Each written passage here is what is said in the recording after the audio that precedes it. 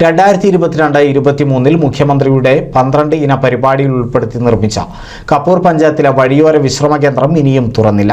Engineer റോഡിൽ വൈദ്യുതി ഓഫീസിന് എതിർവശത്തായാണ് കെട്ടിടം പണിതത്. 12 ലക്ഷം രൂപ ചിലവിൽ പണിത കപ്പൂർ പഞ്ചായത്തിലെ എഞ്ചിനീയർ റോഡിലെ വഴിയോര വിശ്രമ കേന്ദ്രം ഇനിയും തുറന്നില്ല. കെട്ടിടത്തിൽ പൊതുശുചിമുറിക്ക് പുറമെ യാത്രക്കാർക്ക് വിശ്രമിക്കാനും കുടുംബശ്രീയുടെ പിങ്ക് കഫേ സൗകര്യമൊരുക്കുമെന്നാണ് പറഞ്ഞിരുന്നത്. എന്നാൽ കെട്ടിടം പണി പൂർത്തിയായി മാസങ്ങൾ പിന്നിട്ടിട്ടും പൊതുജനത്തിന് തുറന്നുകൊടുക്കാൻ ഇതുവരെ സാധിച്ചില്ലെന്ന പരാതിയും ഉയർന്നുവരുന്നുണ്ട്. കുമരനെല്ലൂർ സെന്ററിന് സമീപത്ത് പൊതുശുചിമുറികൾ വേണമെന്നത് ഏറെക്കാലമായുള്ള ആവശ്യമായിരുന്നു.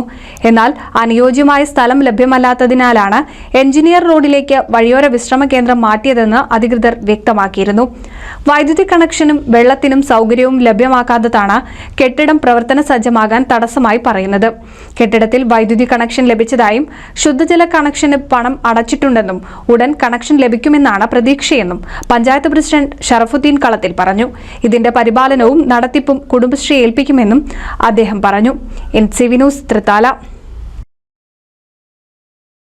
കുന്നംകുളം കക്കാട് ശ്രീ മഹാഗണപതി ക്ഷേത്രത്തിൽ ദ്രവ്യകലശവും ഉത്സവവും മാർച്ച് 14 മുതൽ 24 കൂടി. ദ്രവ്യകലശം മാർച്ച് 14 മുതൽ 17 വരെ. കൊടിയേറ്റം മാർച്ച് 17 രാത്രി 7:30. ഉത്സവ ബലി മാർച്ച് 22. പള്ളിവേട്ട 23. ആറാട്ട് മാർച്ച് 24 ഞായറാഴ്ച. ക്ഷേത്രോത്സവ കലാപരിപാടികളുടെ ഭാഗമായി മാർച്ച് 22 വെള്ളിയാഴ്ച രാത്രി 7 മണിക്ക് പ്രശസ്ത സിനിമാ താരം ലക്ഷ്മി ഗോപാലസ്വാമി അവതരിപ്പിക്കുന്ന നൃത്തം ആഘോഷം ഉണ്ടായിരിക്കും. ഏവരെയും ക്ഷേത്ര സന്നിധിയിലേക്ക് സാദരം ക്ഷണിക്കുന്നു.